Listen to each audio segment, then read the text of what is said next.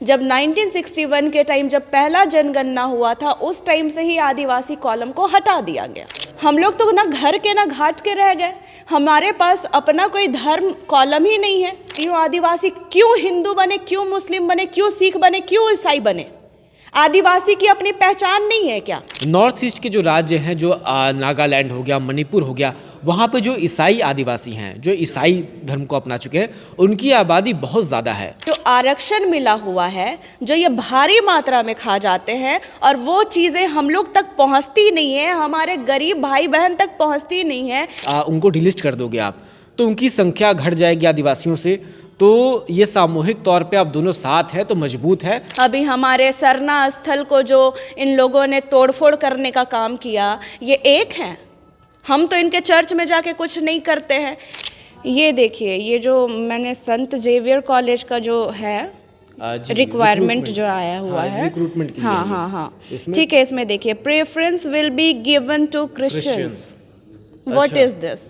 झारखंड में डीलिस्टिंग का मुद्दा एक बार फिर से गर्माता जा रहा है।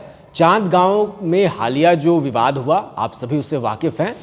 अब केंद्रीय सरना समिति से जुड़े कर निशा भगत 12 दिसंबर को अपने केश को का मुंडन करवाने वाली हैं, अपना बाल मुंडवाने वाली हैं। हमारे साथ एंजल लकड़ा हैं। ये क्या पूरा विवाद है? आप लोग किस लिए डीलिस्टिंग की मांग कर रहे हैं? क्या आप लोग को आन पड़ी कि आपकी जो समिति की नेत्री हैं वो अपना बाल मुंडवाने वाली हैं? जितने भी दर्शक हैं, जितने भी श्रोतागण हैं, सभी को मेरी ओर से हूल जोहार, जय धर्मेश। और डिलिस्टिंग की मांग को लेकर के जो हम लोगों ने अभी आवाज़ उठाया है, ये हम लोगों को शायद बहुत पहले कर देना चाहिए था, लेकिन कहीं ना कहीं हम जागरूक नहीं थे उतने, या शायद हमारे जैसे लोग नहीं आए थे अभी इस मुद्दे पे बात करने के लिए पहले। तो मैं बताना चाहती हूँ कि ये डिलिस्टिंग क्यों ज़रूरी है आदिवासी, सरना आदिवासी समाज के लिए। क्योंकि देखा जाए तो जो धर्मांतरित ईसाई हैं, जो आदिवासी भी जाति से आदिवासी का लाभ लेते हैं, जिन्हें एसटी का दर्जा मिला हुआ है, लेकिन देखा जाए तो धर्मांतरित ईसाई जो हैं उनको ऑलरेडी कहीं ना कहीं से वो हर बेनिफिट मिलता है। वो माइनॉरिटी, जो मिशन माइनॉरिटी टीम जो है, उनको वो हर फैसिलिटी देती है, तो वो कहीं ना कहीं बहुत ज़्यादा सक्षम है। आपसे जो मूल आदिवासी हैं, जो मूल धर्म को मानते हैं, उनसे ज़्यादा सक्षम ईसाई आदिवासी हैं, ये आपको मानना है? जी, ये मेरा नहीं मानना है, ये रिपोर्ट्स का मानना है। बिल्कुल, वो बहुत ज़्यादा ही सक्षम है। और रही बात जो एसटी कैटेगरी में जो हमें दर्जा दिया गया, अब मैं बताती हूँ उनकी पहचान कहाँ नहीं हो पाती है। वो आदिवासी तो हो जाते हैं जाति से, एसटी के कैटेगरी में भी आ गए, लेकिन मिशनरी के तरफ से जो उनको फ़ायदा मिल रहा है और इधर जो एसटी का जो आरक्षण वो ले रहे हैं, वो दोहरा फ़ायदा ले रहे हैं। अब इसमें क्या हो जाता है कि वो ऑलरेडी सक्षम है, पढ़े लिखे लोग हैं, उनको मतलब किसी चीज़ की कमी नहीं है। और आज जो हमारे लोग हैं, जो सरना आदिवासी लोग जो हैं, उन लोगों तक वो फैसिलिटीज़, वो आरक्षण का लाभ पहुँच ही नहीं पा रहा है। और वो नहीं पहुंच पा रहा है तो हमारे लोग अशिक्षित रह जा रहे हैं। लेकिन एंजल, जो डीलिस्टिंग का जो विवाद है, कौन करेगा इसको? केंद्र सरकार करेगी, राज्य सरकार करेगी? आपकी मांग किससे? सरकार करेगी, केंद्र सरकार करेगी, बिल्कुल केंद्र सरकार। लेकिन केंद्र में भी भाजपा की सरकार है और बीजेपी गवर्नमेंट का भी कोई स्टैंड क्लियर नहीं है डीलिस्टिंग को लेकर। क्या लगता है आपको? देखिए, हमारे जो मांगे हैं, जो हमारे समाज, हमारी अस्मिता, हमारा अस्तित्व को बचाने के लिए है, ठीक है। क्रिश्चियंस की जो धार्मिक भावना जो है वो बाइबल और ईसा मसीह के तरफ है, और हम जो सरना आदिवासी हैं वो शुरू से ही प्रकृति पूजक रहे हैं। और इवन सुप्रीम कोर्ट भी कहता है कि हम जो हैं आदिवासी जो है इस देश का मूल मालिक है।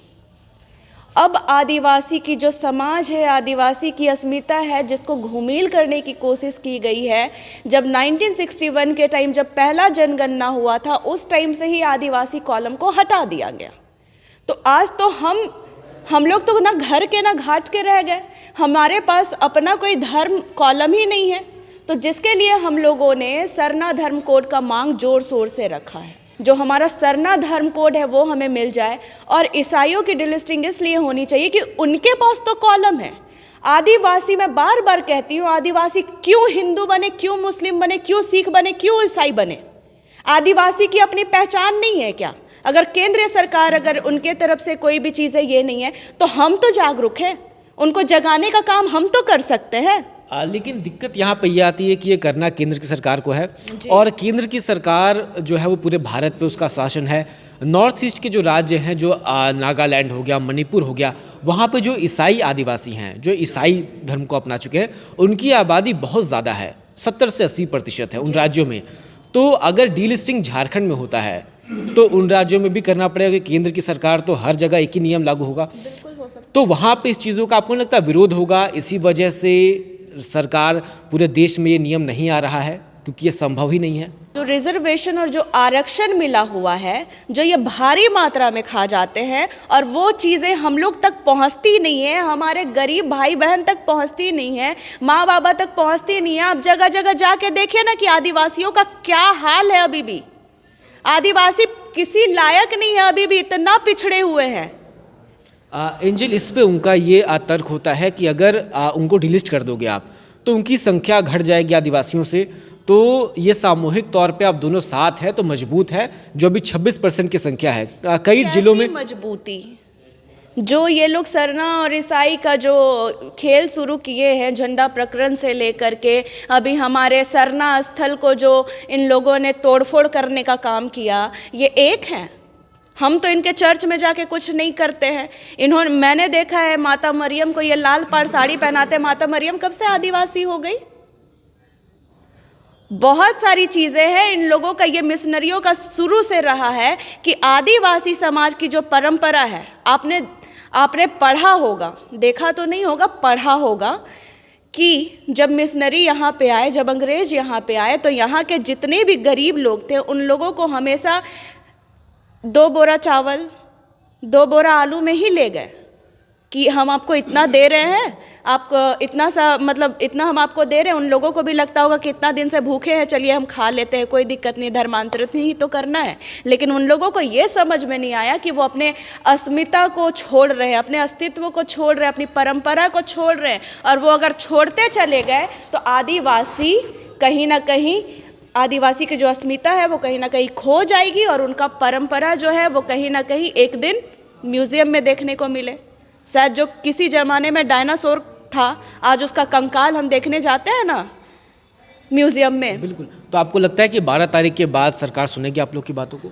आँख तो ज़रूर खुलेगी, और ऑब्वियस सी बात है, सुनना ही चाहिए उनको। और नहीं सुनेंगे तो फिर जोरदार उलगुलान करने के लिए हम तैयार हैं। अभी हेमंत सोरेन सीएम है, क्या लगता है उनको?